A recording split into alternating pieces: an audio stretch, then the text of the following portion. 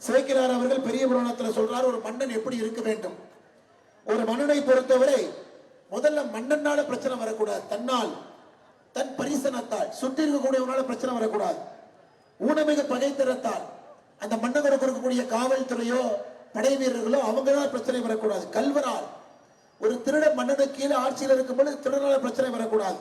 உயிர் தம்மால் அந்த நாட்டுக்குள்ள எந்த உயிர் இருந்தாலும் கூட பொதுமக்களுக்கு பிரச்சனை ஏற்படுத்தக்கூடாது. ஒரு மிருகங்கள் இது பெரிய புராணத்துல மனுநீதி சோழனை பற்றி சேக்கிரார் சொல்லுகின்றார்.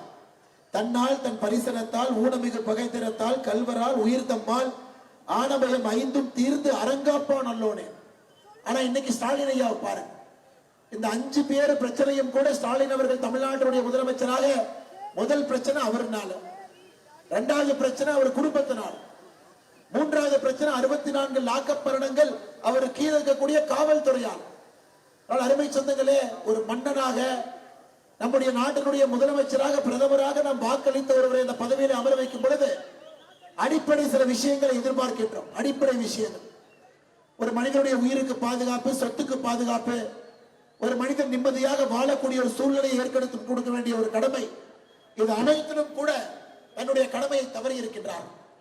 ஒரு முதலமைச்சராக 5லும் தன்னுடைய கடமையை தவறி இருக்கின்றார்கள். அருமை சொந்தங்கள், அந்த மட்டும் நீங்க ஒரு நிமிஷம் யோசிச்சு பார்த்துட்டு நீங்க வாக்களிக்க வேண்டும்.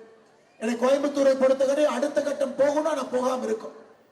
நமக்கு பின்னால் நாம அனைத்து இந்திய அண்ணா திராவிட முன்னேற்ற கழகத்தினுடைய ஆட்சி முடியும் பொழுது கிட்டத்தட்ட 600 ஏக்கர் நிலத்தப்பவே கொடுத்து அன்னையிலிருந்து 13 ஏக்கரை ஒரு வாரத்தில் கிளியர் பண்ணிருக்கணும். 5 ஆண்டு காலமாக கொடுக்காம நமக்கு பிறகு தூத்துக்குடி விமான நிலையத்தை கட்டி திறந்து, நமக்கு பிறகு மதுரை விமான நிலையத்தை கட்டி திறந்து, நமக்கு பிறகு திருச்சி விமான நிலையத்தை கட்டி திறந்து, இத்தனை விமான நிலையத்தை தமிழகத்திலே கட்டி திறந்தாச்சு.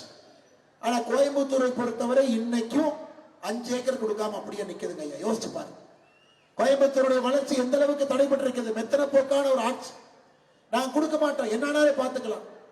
கோயம்புத்தூரை பொறுத்தவரை இன்னைக்கு இந்தியாவில் இருக்கக்கூடிய மாவட்டத்தில் பொருளாதார அடிப்படையில் ஒரு முதன்மை மாவட்டம், தமிழகத்தினுடைய முதன்மை என்று சொல்வதை விட இந்தியாவிலே ஒரு முதன்மையாக இருக்கக்கூடிய மாவட்டம்.